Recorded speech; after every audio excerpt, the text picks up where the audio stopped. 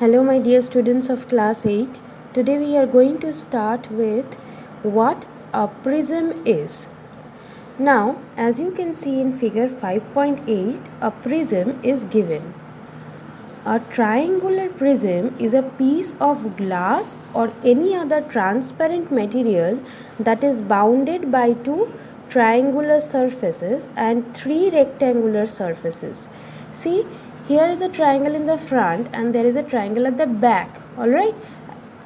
And there are three rectangles, one here, one at this side and one at the bottom, alright? Just like you draw the roof of the houses, in the same manner, it forms a prism when we are doing it with glass.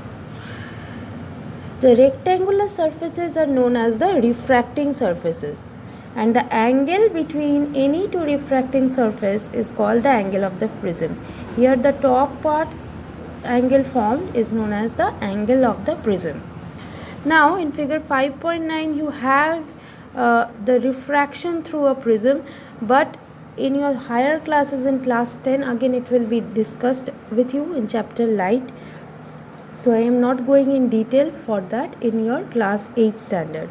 Let us move on to what is the meaning of dispersion. So you just need to know what is a prism and what is angle of the prism. That much is enough. Now, dispersion of white light through a prism. White light is the light which is coming from the sun, which is made up of all the 7 colors. Sir Isaac Newton found that when a beam of white light is passed through a glass prism, the white light breaks into its constituent colors, that is, the colors of which it is made up of. This phenomena of splitting up of white light when it passes through a prism by refraction is into its constituent colors, see the VIBGYOR is formed over here, is known as dispersion. This phenomena is known as dispersion of white light through a prism. And this band of 7 colors that is obtained on the screen on passing of the white light through a prism is called the spectrum. These 7 colors can also be found on a rainbow. Alright, so this is what you need to know about prism, dispersion and spectrum. Let's move on to the next topic. Next we have a very interesting topic, curved mirrors. Now not all mirrors are plain mirrors. Some mirrors are curved as well. Here we are going to learn about the two types of curved mirrors, that is the concave mirror and the convex mirror.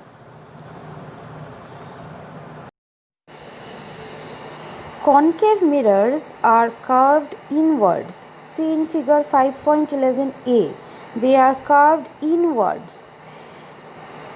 If the reflecting surface is on the curved side, then it is a concave mirror. The reflecting surface will be inside, that is on the curved side. In case of convex mirror, they are curved outwards, where the reflecting surface is on the outside, on the bulging side. So basically concave and convex mirrors both are curved mirrors, but they are having two opposite reflecting surfaces. One is curved inwards, another one is curved outwards. Alright. Now if you notice the shape of these mirrors, we will find that they seem to be cut from a large hollow sphere. They appear to be cut from a hollow sphere. That is why they are known as spherical mirrors. Next we will learn some terms related to a spherical mirror.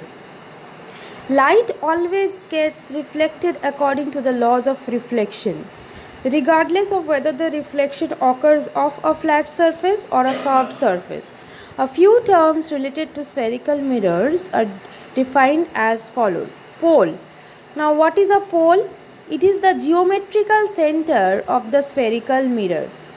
The point or the center of the spherical mirror is known as the pole. See, it is marked by P in figure 5.13. Next, center of curvature.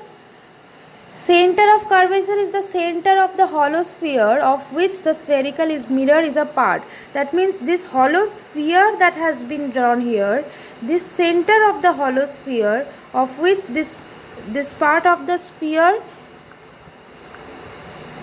this part of the of which this part of the mirror is a part, is known as center of curvature. This center is known as the center of curvature. You will see this center is here, it is marked by capital letter C. Next we are having radius of curvature. Radius of curvature is from the center of curvature to the pole, the distance, that is known as the radius of curvature. It is the radius of the hollow sphere of which the spherical mirror was a part. So the radius of curvature is denoted by capital letter R here. This is the radius of curvature. This length is the radius of curvature. Alright, from the pole to the center of curvature, this length is the radius of curvature. Next we are having principal axis. If it is an imaginary line passing through the pole and the center of curvature and the spherical mirror, see, it is given by Py, this line from P to Y, this straight line that is passing through the pole, through the center of curvature and going straight. This is an imaginary line. This line is known as the principal axis. Now, what is focus? We will learn that in detail in our next class. This much just you will have to learn. As your homework, I will give you to draw figure 5.13 in your copy. Please draw it in your copy and we will meet again in the next class. Till then, stay safe at home. Thank you, children.